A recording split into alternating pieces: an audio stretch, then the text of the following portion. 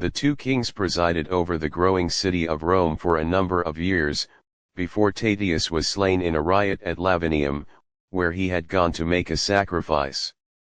Shortly before, a group of envoys from Laurentum had complained of their treatment by Tatius' kinsmen, and he had decided the matter against the ambassadors.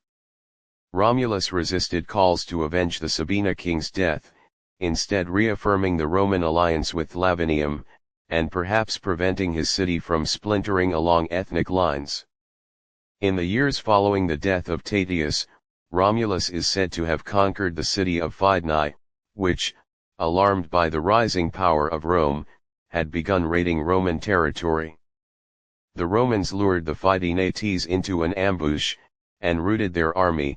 As they retreated into their city, the Romans followed before the gates could be shut, and captured the town.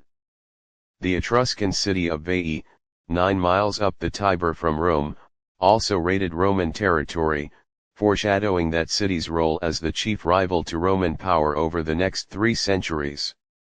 Romulus defeated Veii's army, but found the city too well defended to besiege, and instead ravaged the countryside. After a reign of 37 years, Romulus is said to have disappeared in a whirlwind during a sudden and violent storm, as he was reviewing his troops on the Campus Martius. Livy says that Romulus was either murdered by the senators, torn apart out of jealousy, or was raised to heaven by Mars, god of war.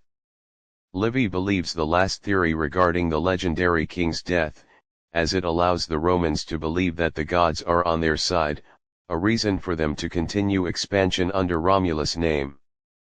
Romulus acquired a cult following, which later became assimilated with the cult of Quirinus, perhaps originally the indigenous god of the Sabina population.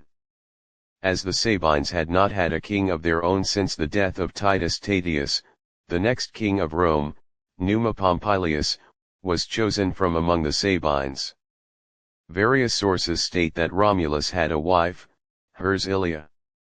In Livy, following the defeat of the Senenenses and the Antemnates, the Sabina women begged Hersilia to intercede with her husband on behalf of their families so that they would be received into the state rather than slain by Roman arms. In Dionysius, Hersilia was herself one of the Sabina women, and the only one who was already married at the time of her abduction. Dionysius explains that she was either mistaken for a virgin, or, he thinks more probably, that she was the mother of one of those abducted, and refused to abandon her daughter.